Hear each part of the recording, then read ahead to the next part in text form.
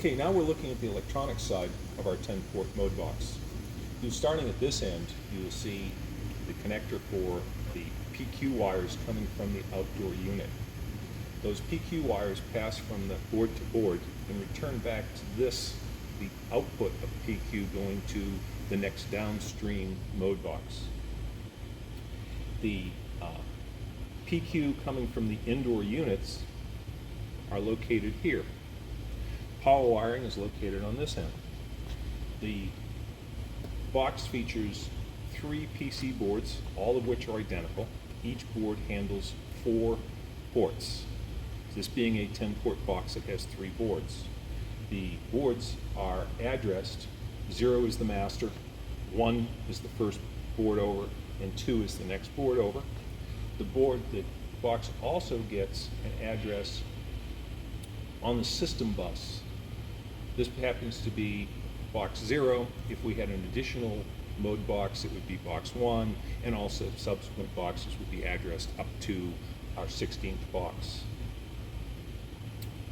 The mode box also has the ability to identify which addresses are located on which port by using SW3 and SW4. SW3 will count up, SW4 will count down. So if I press SW3, you will see that on port 1, I have address 3. On port 2, I have address 7.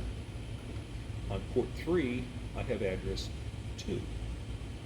Going to the next board, this board will start at port 5, and on port 5, I have nothing. It's just a dash dash. On port 6, I have address 5. On port 7, I have address 4. You can also query this box for other additional information using SW1, SW2. Now we're going to look at the information query from the mode box. If we press the button once, it will give us a parameter that says 2, and that's the number of units running presently off of this mode box. Pressing it again, it will tell us the operating mode of the outdoor unit.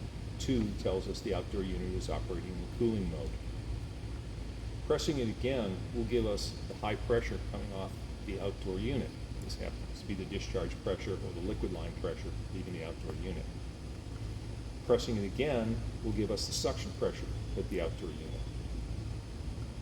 Pressing it again will give us the T1 outlet temperature coming off of the subcooler. Again, will give us the inlet temperature for the subcooler. Finally, it will tell us the number of pulses on the subcooler EXV. It will tell us the revision of the software, and it will tell us the address of the PC board. This one happens to be 0, this one would come back 1, this one would come back 2.